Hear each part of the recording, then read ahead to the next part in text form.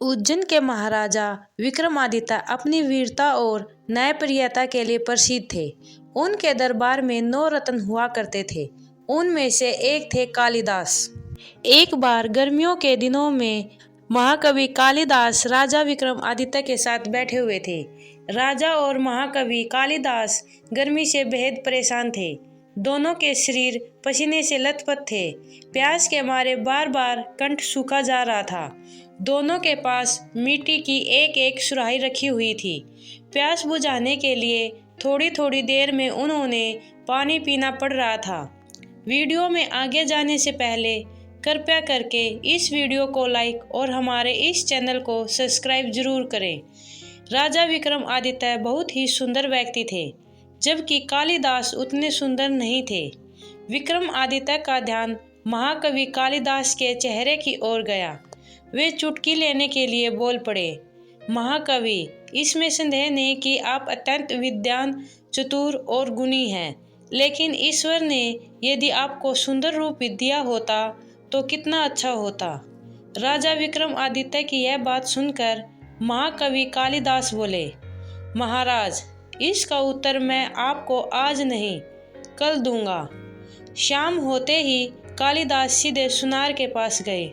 उन्होंने उसे रातों रात सोने की एक सुंदर सुराही तैयार करने का आदेश दिया और घर लौट गए।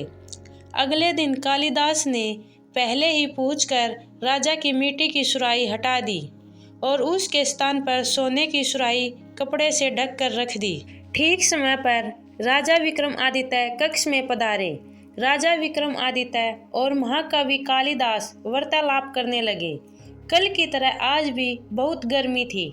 राजा को प्यास लगी। उन्होंने पानी के लिए संकेत किया। एक सेवक ने उनकी सुराही से पानी निकाल कर दिया। पानी होठों से लगते ही वे सेवक पर बरस पड़े और बोले, ये क्या है? क्या सुराही में उबला पानी भर के रखा है? राजा विक्रमादित्य को क्रोधित देखकर सेवक घबरा गया। तभी महाकवि कालिदास ने सुराही का कपड़ा हटाया। सोने की सुराही देखकर राजा विक्रमादित्य दंग रह गए। राजा विक्रमादित्य ने कहा, हद हो गई, पानी भी कहीं सोने की सुराही में रखा जाता है। कहाँ गई मिट्टी की सुराही? सोने की सुराही यहाँ किस मूर्ख ने रखी? कालिदास ने शांत स्वर में कहा, श्रीमान। कालिदास ऐसा सुनकर राजा विक्रमादित्य बोले, महाकवि आप? जी हाँ महाराज, आप सुंदरता के पुजारी हैं। न आपकी यह सुराही साधारण मिट्टी की थी, सो उसे हटाकर मैंने सोने की यहाँ सुंदर सुराही रख दी। क्या यह अच्छी नहीं है? सोने की सुराही में तो पानी और भी अधिक ठंडा और स्वादिष्ट होना चाहिए। महाराज महाकवि का आशय समझ गए। उन्होंने महाकवि से क्षमा मांगी और कहा कि आपने मेरी आंखें खोल दी। अब मुझे समझ में आ गया कि मैं तो बाहरी सुंदरता का नहीं बल्कि आंतरिक गुणों का होता है। तो दोस्तों, यह थी एक छोटी सी कहानी।